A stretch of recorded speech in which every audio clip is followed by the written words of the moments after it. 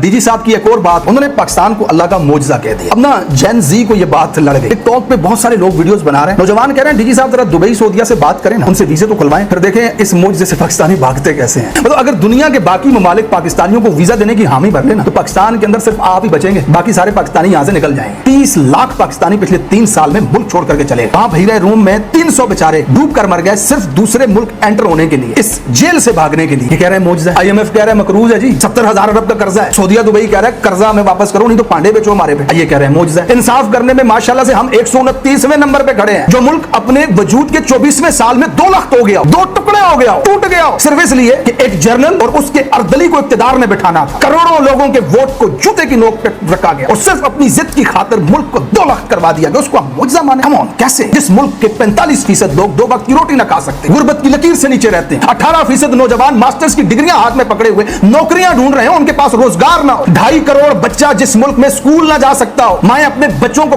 पंखों के साथ बांध करके गुर्बत की वजह से खुदकुशियां कर रही हूं, और उस मुल्क का वजीर आजम और सदर अमीर तरीन लोगों की 3रे और 4थे नंबर पे बैठा हो, हम उसे मौजज़ा मान लें? वो मौजज़ा नहीं जनाब, बदमाशों, ठगों, चोरों, लुटेरों का डेरा है वो मुल्क। लाकानूनियत, बदमाशी और दहशतगर्दी की आमाजगाह है वो मुल्क। हम कैसे? ये नौजवान जज्बाती बातें नहीं मानते सर, नहीं मान रहे लोग, इनकार कर दिया लोगों ने। नौजवान बाशऊर है, सोशल मीडिया इस्तेमाल करता है, दुनिया को देख रहा है, मौजज़ा है। जर्मनी दूसरी जंग अजीम के बाद खंडर बन गया भाई, खंडर। पाकिस्तान कर्जा देता था जर्मनी को, आज दुनिया की तगड़ी तरीन मैशियत है। पाकिस्तानी वहां जाने के लिए बॉर्डर पे गोली खाने को तैयार होता है। अगर 5 साल वहां पे लगा दिए, मजदूरी कर ली, तो पूरा खानदान चौधरी बन जाएगा, गाड़ियां कारें बंगले हो जाएंगे। चाइना ने 40 साल में 80 करोड़ लोगों को गुर्बत की लकीर से निकाल के ऊपर ले आए। जापान 2 एटम बम खा करके दुनिया की तगड़ी मैशियत है जनाब। वहां जाने के लिए एजेंटों को बेचारे मां का जेवर बेच करके पैसे देते हैं, पुश्तैनी जायदादें बेच करके पैसे देते हैं, किसी तरह जापान एंटर हो जाए। सिंगापुर न तेल है, न ऑयल है, न रिजर्व है, न मिनरल है, न याकूत है, न मरजान। दुनिया की तगड़ी मैशियत है, रूल ऑफ लॉ है, कानून है, इंसाफ। और यहाँ पे बदमाशी है, गुंडा राज, माइट इज राइट है, इंसाफ का। देखें आप 147वें नंबर पे हम खड़े हैं। ये साहब कह रहे हैं पाकिस्तान अल्लाह का मौजज़ा है। आप मान लो, नहीं मान रहे लोग, नहीं मान रहे लोग, नहीं मान रहे पाकिस्तान को अल्लाह का मौजज़ा। लोग पाकिस्तान के ऊपर बदमाशों का किया हुआ कब्जा मान रहे हैं। जिस दिन पाकिस्तान के अंदर रूल ऑफ लॉ हुआ, जिस दिन अमीर और गरीब बराबर हुआ, जिस दिन इंसाफ सबके लिए एक जैसा हुआ, फिर इंशाअल्लाह ताला पाकिस्तान